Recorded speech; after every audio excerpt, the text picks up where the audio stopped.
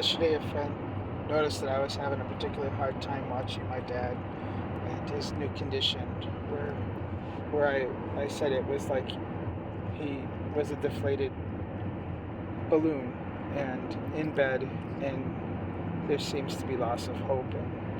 And he said to me, I know you're really going through a particularly hard time, and I know it's really hard for you for the loss of your dad.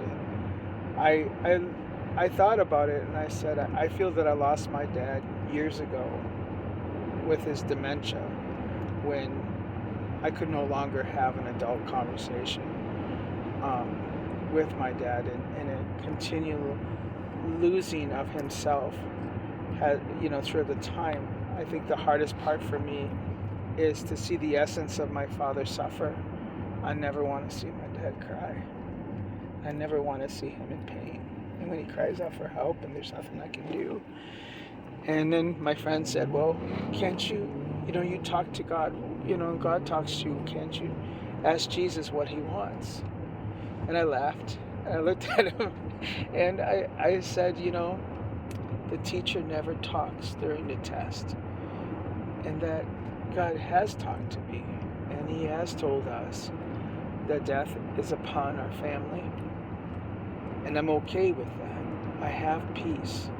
I understand that this is his entry point, and that from this point on, our job is to be with my dad and accompany him at the foot of the cross, where there isn't any talking, there isn't any solution. There is just waiting and suffering without suffering. To watch someone else suffer and just to be there is probably one of the biggest tests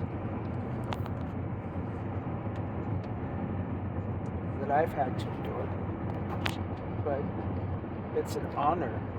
It's one that God has chosen our family to be with him, our patriarch, at his most desperate time.